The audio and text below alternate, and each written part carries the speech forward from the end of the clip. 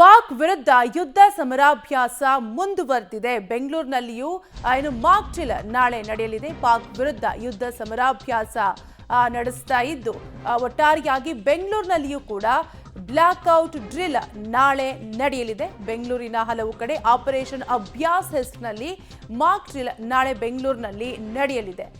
Current cut ಕತ್ತಲಲ್ಲಿ ಸಮರ ತಾಲೀಮು ನಡೆಸಲಾಗುತ್ತೆ ನಾಳೆ ಬೆಂಗಳೂರಿನಲ್ಲಿ.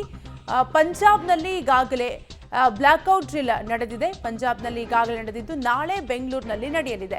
ನಾಳೆ ಸಂಜೆ ಅಗ್ನಿಶಾಮಕ ಸಿವಿಲ್ ಡಿಫೆನ್ಸ್ನಿಂದ ಮಾಕ್ ಡ್ರಿಲ್ ನಡೆಯಲಿದೆ. ಬೆಂಗಳೂರಿನಲ್ಲಿ ಪಾಕ್ ವಿರುದ್ಧ ಪ್ರತೀಕಾರವನ್ನ ತೀರಿಸಿಕೊಳ್ಳಲು ಈಗಾಗಲೇ ಎಲ್ಲಾ ರೀತಿಯಲ್ಲೂ ಕೂಡ ಸಮರಾಭ್ಯಾಸ ನಡೆಸ್ತಾ ಇದ್ದು ರಾಜ್ಯದ ಹಲವು ಜಿಲ್ಲೆಗಳಲ್ಲೂ ಮಾಕ್ ಡ್ರಿಲ್ ನಡೆಯಲಿದೆ. ಹಾಗೆ ಬೆಂಗಳೂರಿನಲ್ಲಿ ಬ್ಲಾಕ್ಔಟ್ ಡ್ರಿಲ್ ನಡೆಯಲಿದೆ. ಈ ಬ್ಲಾಕ್ಔಟ್ ಡ್ರಿಲ್ ಈಗಾಗಲೇ ಪಂಜಾಬ್ನಲ್ಲಿ ನಡೆದಿದ್ದು ಪಂಜಾಬ್ನಲ್ಲಿ ನಡೆದಂತಹ ಸಂದರ್ಭದಲ್ಲಿ ಎಲ್ಲರೂ ಮನೆಯೊಳಗೆ ಇರುವಂತೆ ಸೂಚಿಸಲಾಗಿತ್ತು.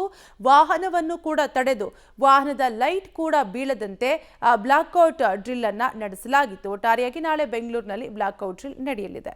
ನಾವು ನಾಳೆ ಮಾಕ್ ಡ್ರಿಲ್ ಬಗ್ಗೆ ಮಾಡಿದ್ದೀವಿ. ಎಲ್ಲ ವ್ಯವಸ್ಥೆಗಳ ಬಗ್ಗೆ ಡಿಸ್ಕಷನ್ ಆಯಿತು, ಚರ್ಚೆ ಆಯಿತು. ಪ್ರತಿಯೊಂದು ಇವೆಂಟ್ ಬಗ್ಗೆ ಎಷ್ಟು ಗಂಟೆಯಿಂದ ಎಷ್ಟು ಗಂಟೆವರೆಗೆ ಡೀಟೇಲ್ ಆಗಿ ಒಂದು ಡಿಸ್ಕಷನ್ ಮಾಡಿ ಅಲ್ಲಿ ಒಂದು ತೀರ್ಮಾನಕ್ಕೆ ಬಂದಿದ್ದೀವಿ. ಒಂದು point to point minute by minute program ನಾವು ರೆಡಿ ಮಾಡಿದ್ದೀವಿ. ಸರ್, ಬ್ಲ್ಯಾಕ್ಔಟ್ ಬಗ್ಗೆ ಅದು ಸ್ವಲ್ಪ ಇನ್ಫಾರ್ಮೇಷನ್ ಕೊಡಿ. ಯಾವ ಥರ ಇರುತ್ತೆ ಅನ್ನೋವಂಥದ್ದು ನಾಳೆ ಬಂದಿದ್ದು ತೋರಿಸ್ತೀವಿ ಎಲ್ಲ. ಅಲ್ಲ ಅಂದರೆ ಯಾವ ಥರ ಇರುತ್ತೆ, ಸಮಯ ಹೇಗೆ, ಈಗ ಮಾದರಿಯಾಗಿ ನಾವು ಇಲ್ಲೇ ನಮ್ಮ ಸೆಂಟರಲ್ಲಿ ಶುರು ಮಾಡ್ತೀವಿ. ಇದು ಆದಮೇಲೆ ಬೇರೆ ಬೇರೆ ಜಿಲ್ಲೆಯಲ್ಲಿ ಅಥವಾ ಬೇರೆ ಬೇರೆ ಸ್ಥಳಗಳಲ್ಲಿ ರೆಪ್ಲಿಕೇಟ್ ಮಾಡೋಣ. ನಾಳೆ ನಮ್ಗೆ ಗೊತ್ತಾಗುತ್ತೆ ಯಾವ ರೀತಿ ನಾವು ಸಂಕ್ಷಿಪ್ತ ಮಾಡಬಹುದು ಅಥವಾ ಇನ್ನೂ ವಿಸ್ತಾರಾಗಿ ಮಾಡ್ಬೋದು. ನಾಳೆ ಗೊತ್ತಾಗುತ್ತೆ ನಮಗೆ.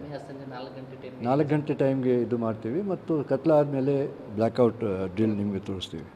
ಇಲ್ಲಿಂದ ಸ್ಟಾರ್ಟ್ ಮಾಡ್ತಾ ಇದ್ದೀವಿ. ಭಾರತ ಸರ್ಕಾರ ಅವರ ನಿರ್ದೇಶ ಪ್ರಕಾರ ಒಂದು ವಾರದಲ್ಲಿ 3 ಜಿಲ್ಲೆಯಲ್ಲಿ ಮಾಡಬೇಕಂತ ನಿರ್ದೇಶ ಇದೆ. ಅದೂ 2005 ಸರ್ಕ್ಯುಲರ್ ಪ್ರಕಾರ ಇದೆ. ಆದರೂ